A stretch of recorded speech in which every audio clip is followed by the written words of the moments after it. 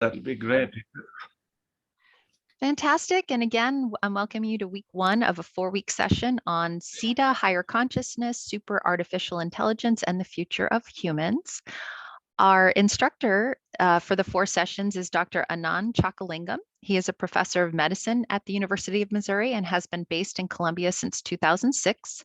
His major emphasis is cardiomyopathy, mental stress, and holistic interventions with over 70 original publications. He contributes regularly to TV, radio, and print media to increase awareness about heart health. You may have seen him on Paul Pepper's show, for instance. He collaborates with Siddha doctors, exercise and nutrition experts, and psychologists. I'm going to let someone in, sorry, to optimize lifestyle. He has pioneered a unique Heartful Living cardiac wellness program, both in the US and India, for improving health through deeper self inquiry. With that, I would love to turn this over to our instructor, Dr. Anand Chakalingam. Hello, friends.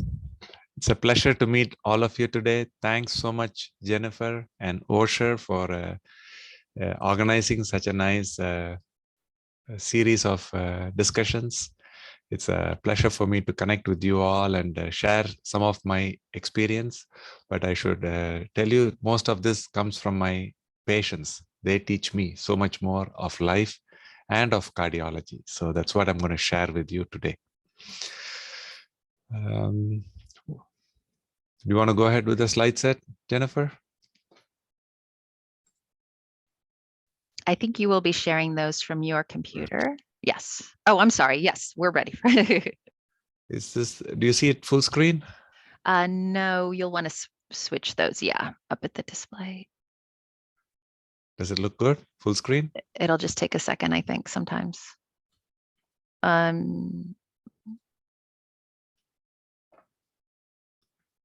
yet? Not yet.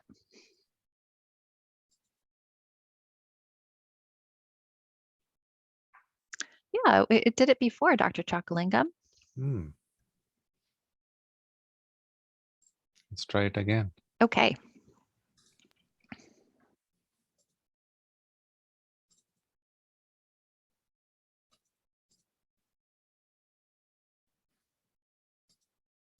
Now, are we good? It still does have the one with the notes. I mean, we can certainly see it but why don't you go up to the display settings where you were before, or you could just do from here. Now is it better? There we go. Yep, that's full screen. Perfect, Thank you. Perfect. Oh, no, it went back. So go up to the display settings and swap again. Oh, not the end, the slideshow.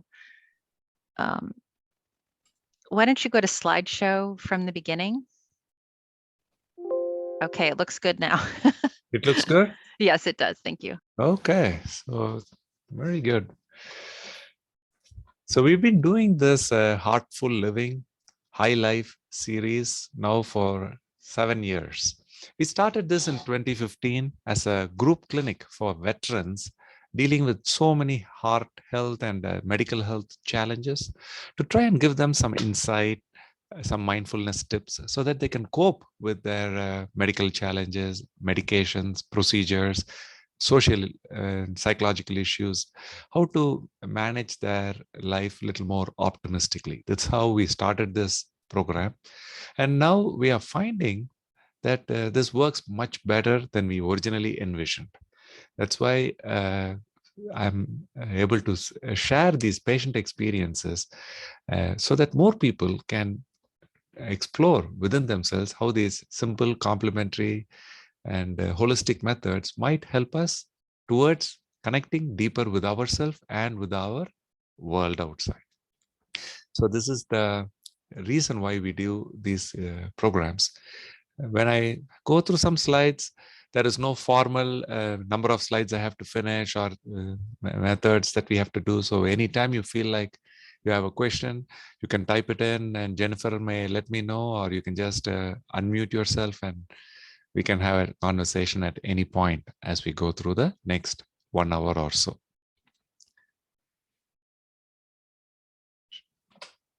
So today we want to discuss self-inquiry, what it is, What can we do on a daily basis, which is direct, simple, straightforward, and would help us connect again and again with our inner nature?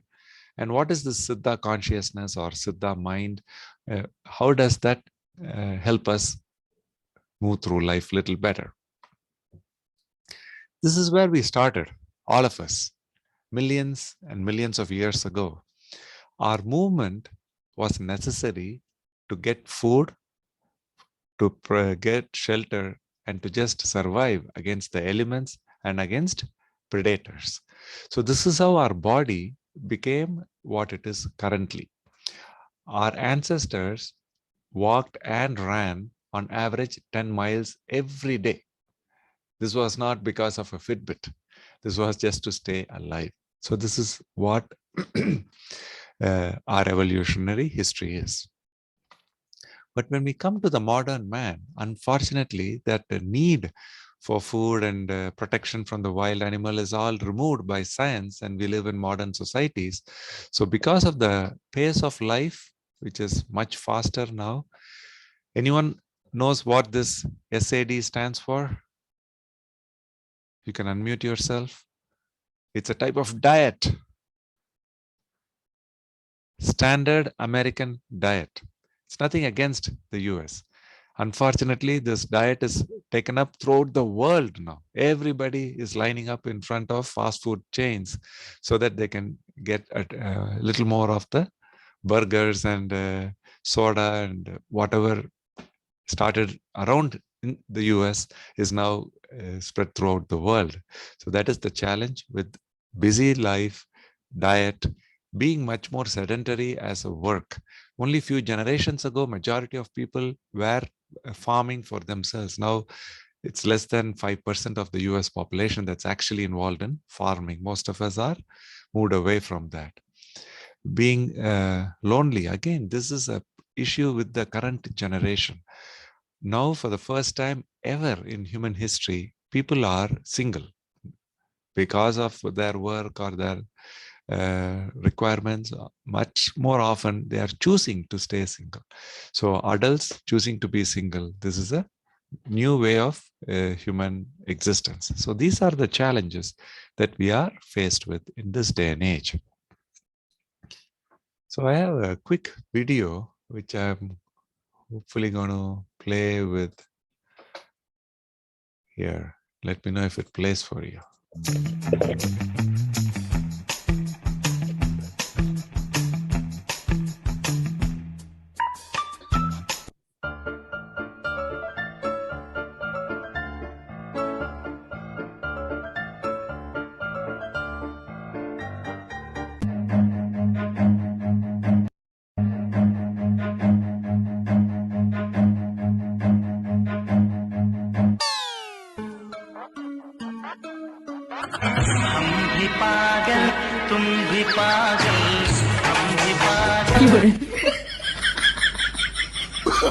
Oh, no, no, no, no. Brilliant goal! That's an equaliser! I owed him up.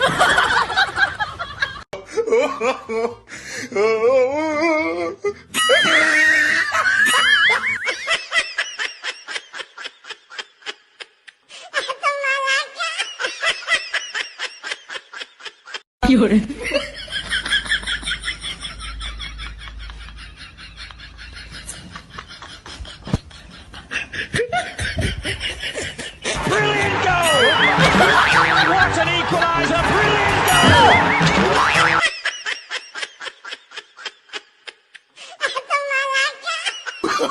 Oh, no, no, no, no.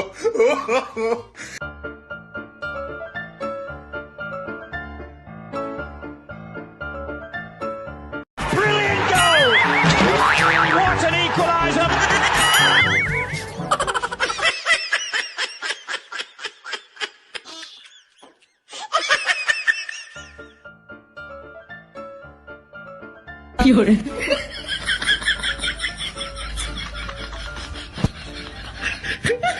Phenomenal goal! Brilliant goal! What an brilliant goal! What an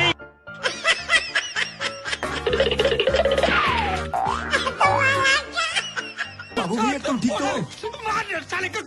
Oh, no, no, no, no.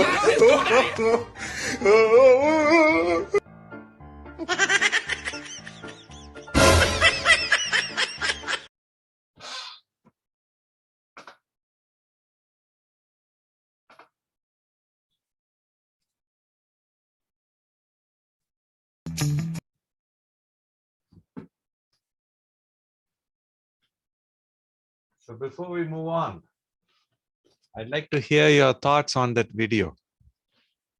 I should probably go back. Yeah. Anyone wants to unmute yourself? Tell me if you liked it. Very funny. What did you enjoy about it?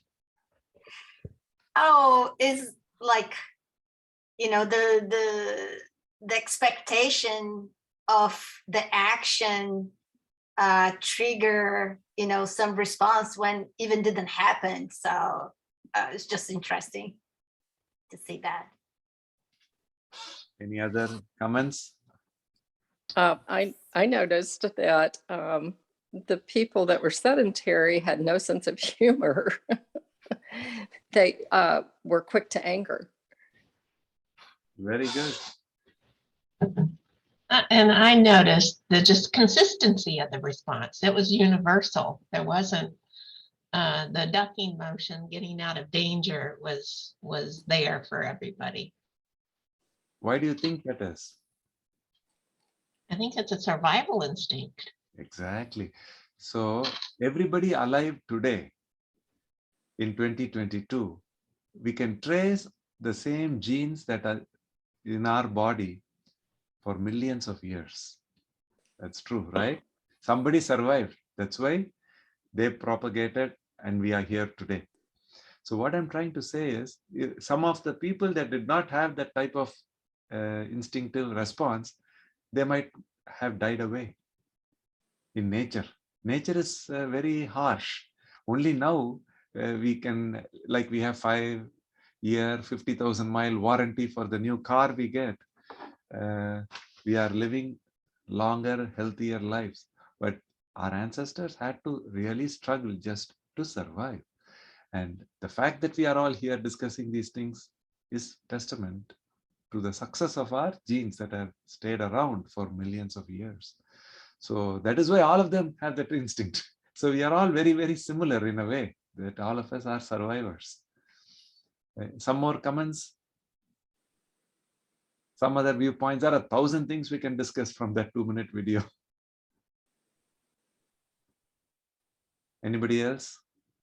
Jennifer, we're going to pull her up now. I'm sorry, what's that? Yeah, nobody else talks. We're going to pull you, Jennifer, to come. Oh, You're part of our group. yes, yes. And as You have to usual, tell us I'm sorry, what was the question? I was working on some stuff. I Like know. I Why don't you try to tell our group multitask. I'm what you're doing, sorry. especially today, so that they'll know that aspect also. Yes.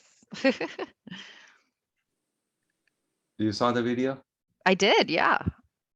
What did you take away from it? I was trying to figure out exactly how it would fit into this class. And yeah, I think what Christiane and Judith and others have said, I agree with that. It's people had a response, a pretty consistent response. That's what came out of it for me. Excellent. So we are going to quickly touch about these things from this 2-minute video. What is this entity called perceived stress? Mental stress, we are all familiar with. We all deal with stress and anxiety from the COVID, from our day-to-day life, from work, and from children and grandchildren. Whatever life throws at us, that is what it is.